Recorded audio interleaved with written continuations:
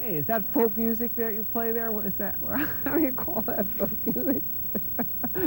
I think it was Studs Terkel who asked Big Bill Brunzi, did he consider his blues music to be folk music? And Big Bill says, well, never heard no horse.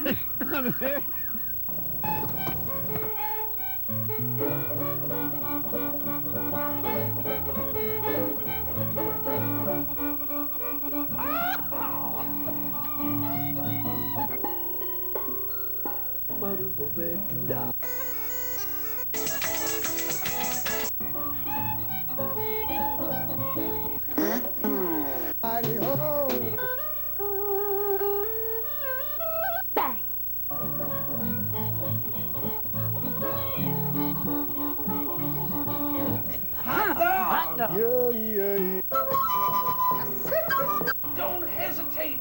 It could be your ticket to a new tomorrow.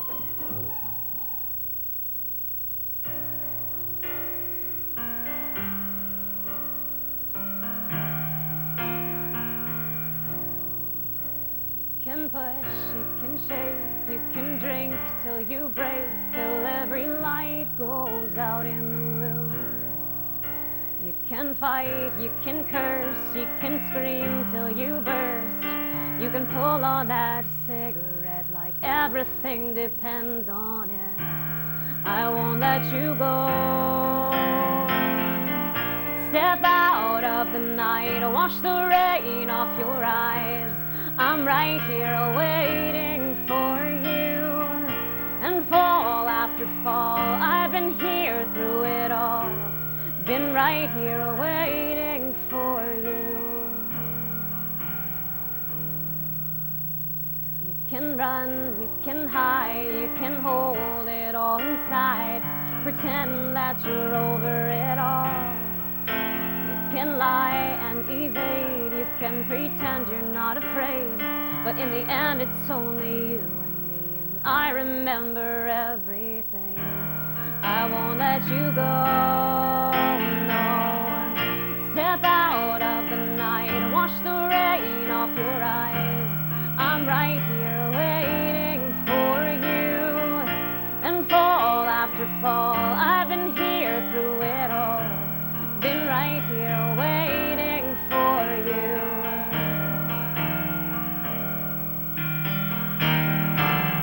And your eyes are empty, but my hands are full. And I know that you're lonely, I'm right here. Let go and step out of the night, wash the rain off your eyes. I'm right here waiting for you. And fall after fall, I've been here through it all. I've been right here waiting for you.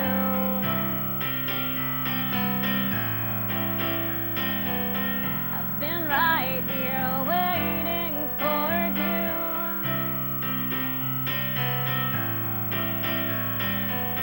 I've been right here waiting for you.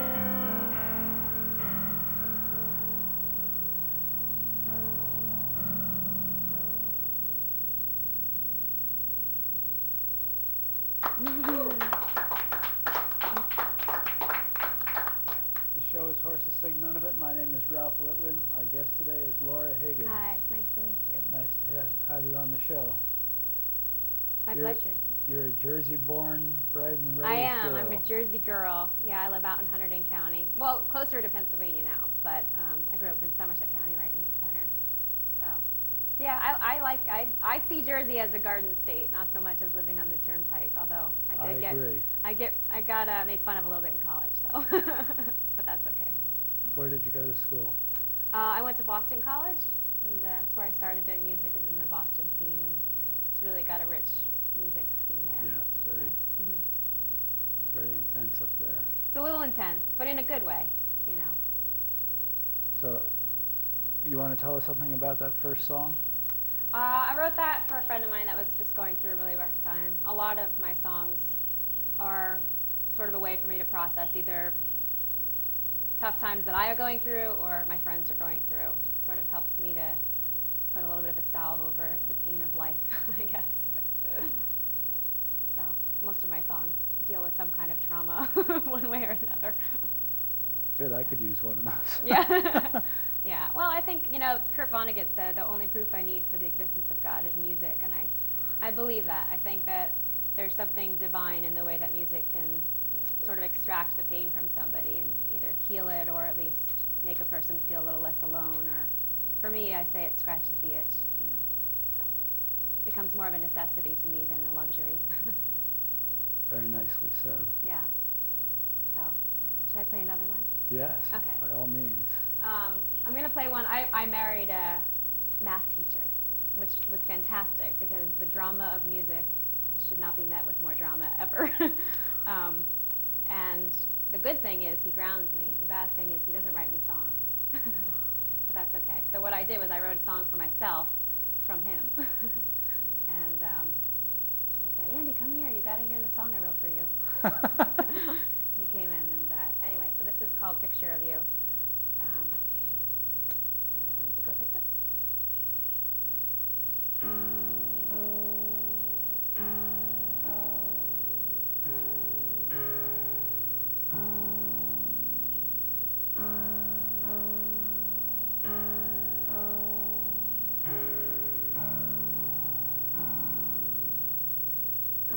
All I want is for you to remember forever the way my fingertips slip down the length of your spine. And all I want is for you to know that I see you. I don't think that you give yourself credit sometimes. I keep a picture of you in my back pocket. I don't know how I can help you. I keep a picture of you next to the place I fall asleep.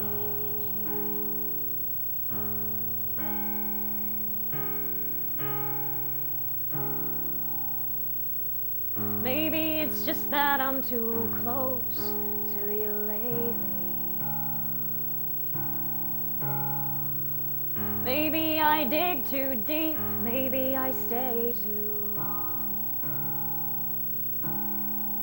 Maybe your bleeding heart can only take so much because you're falling apart and you don't want me to touch you tonight.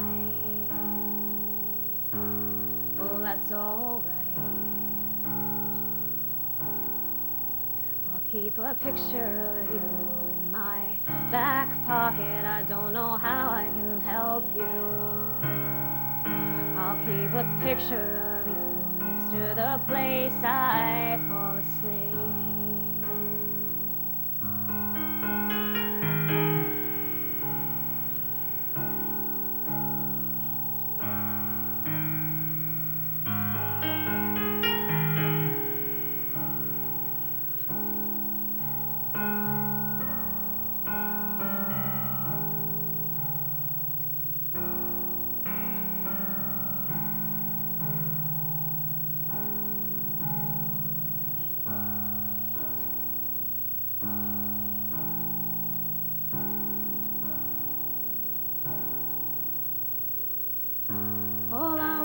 For you to have your own damn song.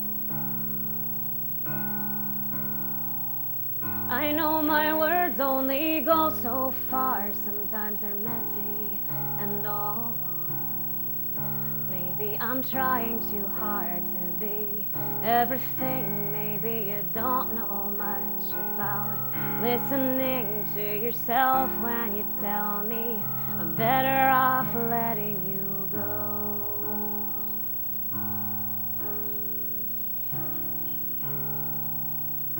Not letting you go.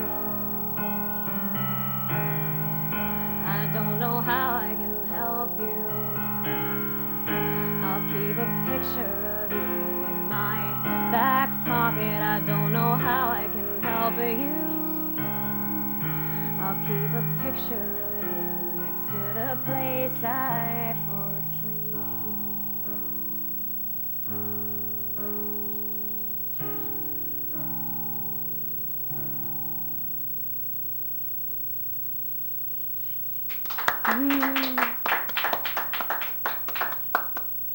Wasn't that sweet of him?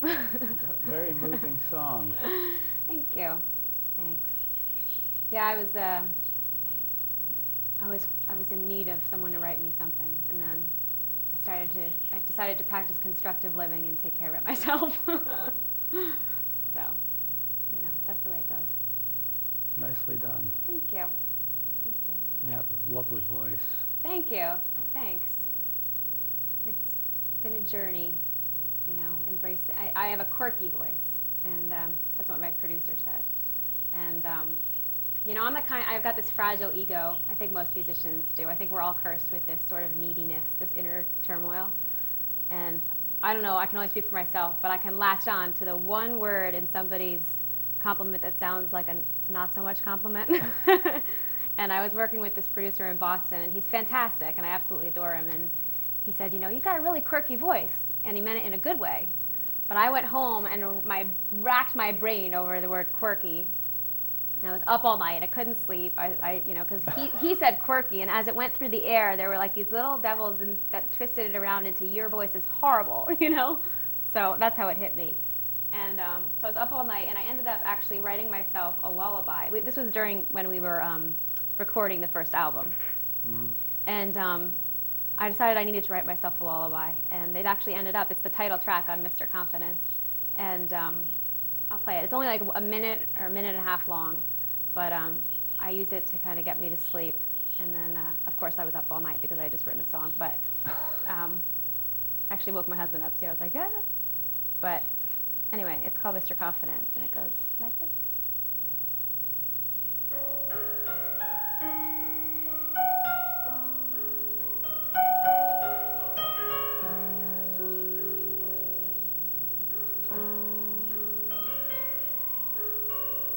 Where have you been, Mr. Confidence? I always seem to miss you when you call.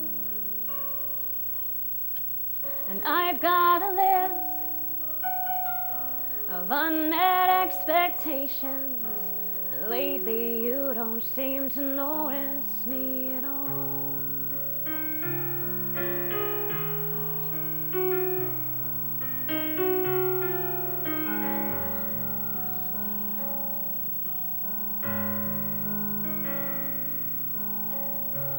Always been so plain and understated, my voice so quirky and off-key.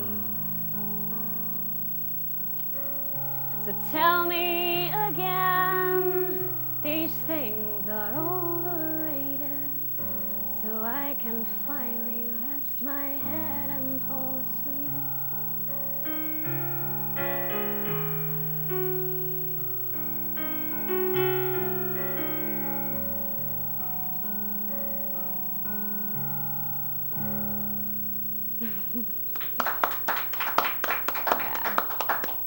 Sort of, I was in a spiritual crisis and I couldn't really get to praying, but that was as close as I could get, I think. It's pretty good. Yeah, well. Should we tell folks how they can find out more about your recordings and your touring schedule, your performance schedule? Yeah, I'm on the road now, mostly New York, New Jersey, Boston, and they can go to my website, it's laurahiggins.com. That's easy to remember. Yeah, and I'm also on MySpace, so just the myspace.com/Laura Higgins. And yeah, they can contact me through there. And I also have I work really closely with an organization I was hoping we could talk a little bit about called I'm Too Young for This. Sure. And I have one of my songs was licensed to this nonprofit, which basically what they're trying to do is create a web portal for young survivors of cancer and patients going through illness, some kind of cancer, to find resources and places they can go to find other people that are going through a similar situation. And it's called I'mTooYoungForThis.org. And so it's a really good cause. And I've got a song on there that should play for you now, actually. I went through cancer myself when I was 19. And I didn't start writing music until after I finished chemotherapy. That's actually what started the whole music process for me. And so it's been really important to be able to get with some like-minded people to sort of sort through the messy world of aftercare. So anyway, this is called Your Sympathy, 27 Days, and I wrote it from the perspective of having 27 days left until my last chemotherapy treatment. And I just should warn you, I was a very angry patient. I wasn't a very good patient. I wasn't the inspirational, look how strong she is patient. I was the one that hid in her room and brooded over the meaning of life. Somewhere I heard that the angry patients are the ones that get better.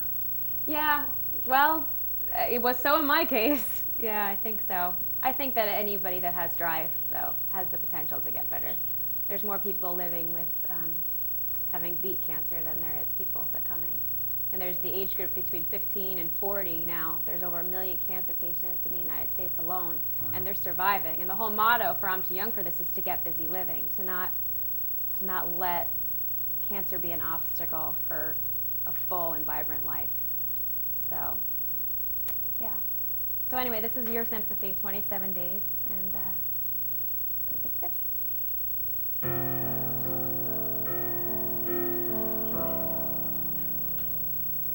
Sitting in this chair, I watch you read and twirl your hair as if you know how much it hurts me every time.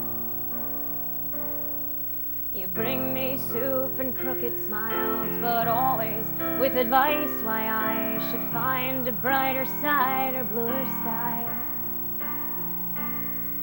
And when you walk away, I don't forgive you for the fault. And if you sit and stay, it makes me angry when you talk. I've still got 27 days and 0 patience here today.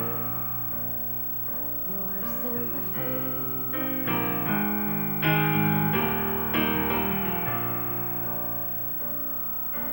Our extended family, the cousins that I barely see, send cards to wish me better days ahead. And all of this attention, though I know they've good intentions, leaves a bitter taste of metal in my head. So if you wanna help me, then just watch from where you are. Don't tell me I'll be fine, don't tell your friends you think I'm stronger than I am. I've still got 27 days until I'm free from your sympathy.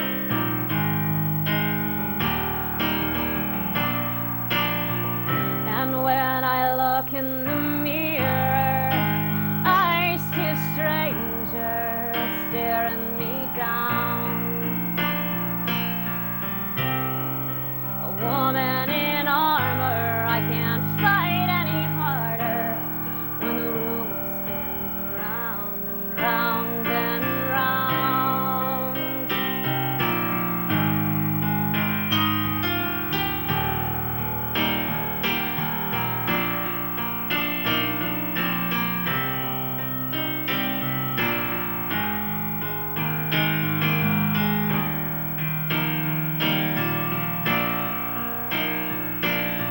When you walk away, I don't forgive you for the fault. And if you sit and stay, it makes me angry when you talk. I've still got 27 days and 0 patience here today. Your sympathy. Your sympathy. Oh.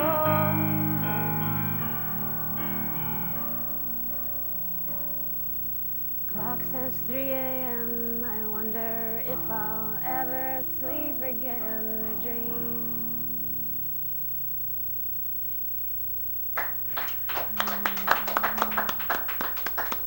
Yeah, not such a happy, I'm beating cancer song.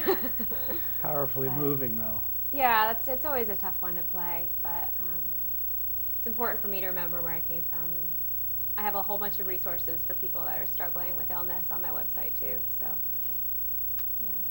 And the CD is great. There's an I'm Too Young for This CD, and it's all cancer survivors, singer-songwriters that are on the disc, just expressing their journey through chemo with art. It's fantastic. I think it's making, it doesn't make it all right, but it puts it into a creative place, Mm-hmm. Why don't you give the website again? It's www.imtooyoungforthis.org, and you can get there from laurahiggins.com too. So either way, Great. you'll find it. Yeah, so it's cool. What else would you like to give us? I've got plenty to give. I could stay here all day. But I have an Irish song that one of your cameramen wanted to hear. So I'm Irish, and my family wanted me to, when they found out I was songwriting, they said, well, you need an Irish drinking song. And so this is called Buster.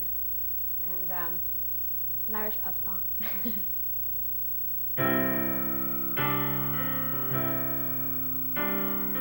On about the break of day, you'll see him walking by, a worn out yellow halo in the twinkle of his eye, and kicking up the dust under his big brown shoes.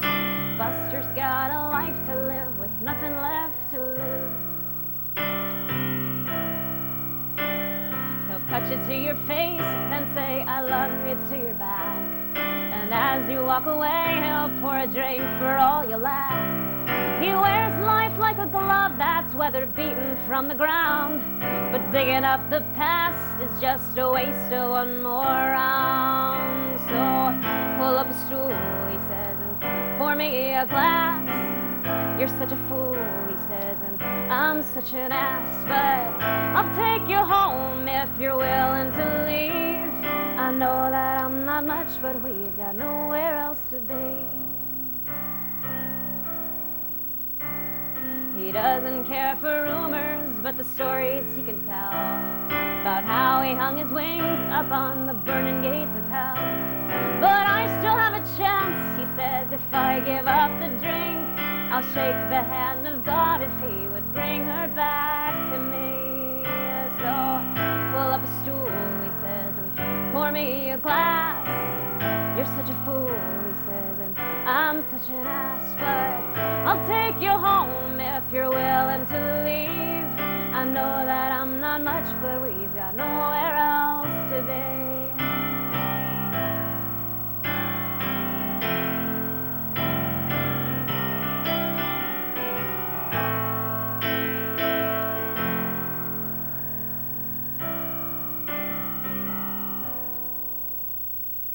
Anna went and left him when the cancer came to call. She's somewhere in the sky if you believe in God at all. And if you close your eyes, you'd probably feel her all around. But digging up the past is just a waste of one more round. So pull up a stool, he says, and pour me a glass. You're such a fool, he says, and I'm such an ass. But I'll take you home if you're willing to leave. I know that I'm not much, he says. I don't believe in love, but we've got nowhere else to be.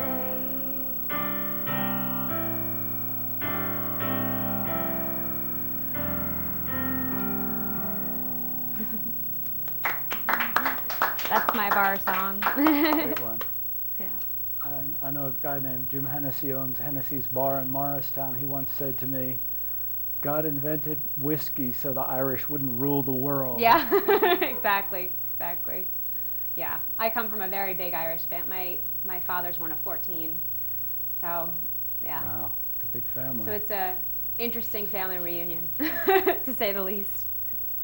No, but it's good. We still get together like once a year. My grandmother is amazing. She's like 4'11", and she's had 14 kids in 17 years. Wow. Ridiculous, yeah. Got like 40 cousins. So it's Well, I fun. think we have time for one more number from you. One more? All right. Let's see what I've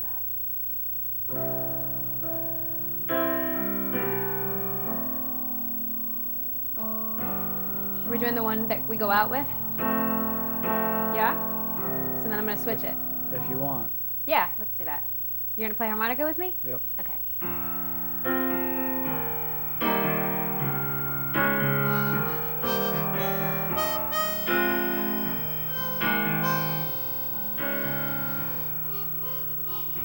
If I was a dancer or a princess,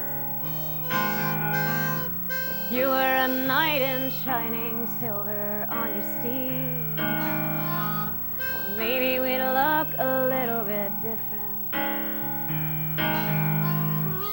That don't mean a thing to me. If you were a drummer in a rock band, if I was a tall blonde and red, we wouldn't be here in this West End dive. We'd be the envy of all our friends. So throw down your aces if you've got 'em, and let me call you on your bluff. You get no sympathy for what you lack in mystery. I'm not a fool, you're just enough.